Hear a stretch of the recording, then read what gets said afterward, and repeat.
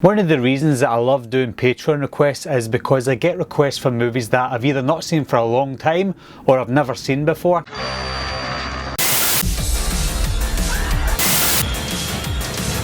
Everybody's a suspect! Coming to get you, Bobber.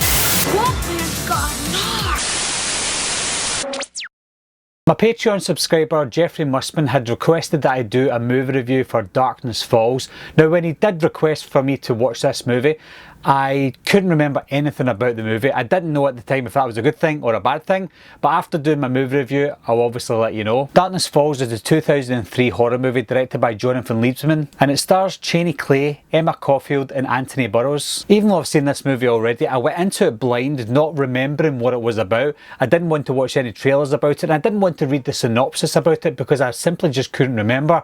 I knew it was about some sort of thing that came for you in the dark, but that was it. A vengeful spirit has taken the form of the Tooth Fairy to exact vengeance on the town that lynched her 150 years earlier. Her only opposition is the only child, now grown up, who has survived her before. So yeah, as the synopsis confirms that it is about the Tooth Fairy, there's this woman called Matilda Dixon who was into witchcraft, and she was burned at the stake when she was younger, only because there was a couple of kids that went missing and they blamed her for it. After they killed her though, the kids came back and they were okay. Turns out she was innocent. Before she was hanged for the crimes that she never committed, she placed a curse on the village. At the beginning of the movie, we see the two main characters as kids, Kyle and Caitlin. Caitlin was played by Emily Browning, who's a famous actress now, and we get introduced to them as kids. Kyle has lost a tooth, and we know what's going to happen because he's lost a tooth, and we see what powers this Tooth Fairy has over the little town because he's lost his tooth, and he's always told, as the fairy tale says, that you shouldn't look when the Tooth Fairy comes. So he accidentally looked, and because he looked, the Tooth Fairy came after him, and the only way for him to survive is to stay in the light.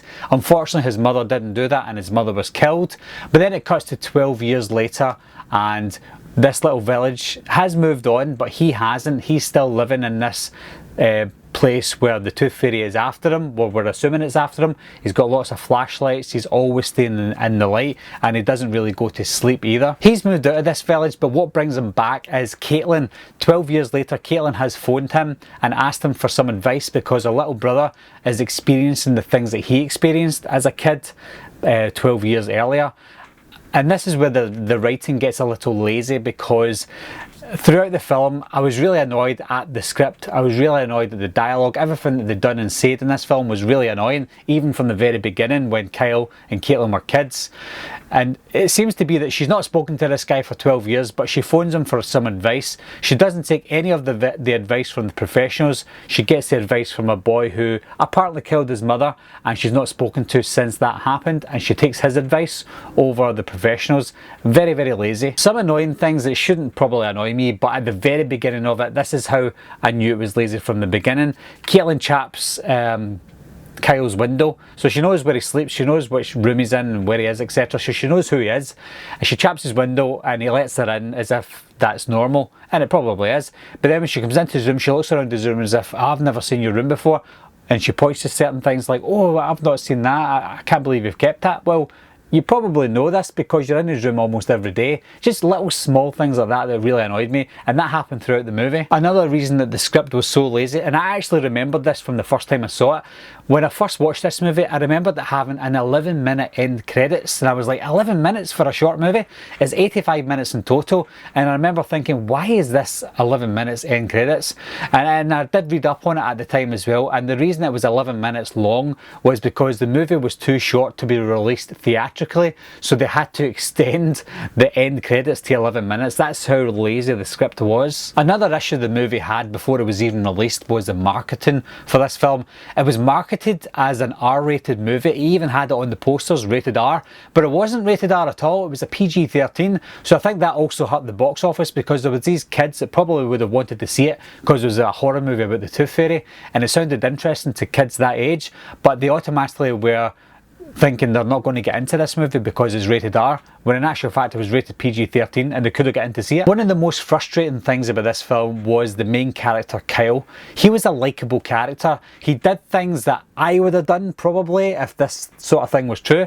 He did things that were realistic in an unrealistic world.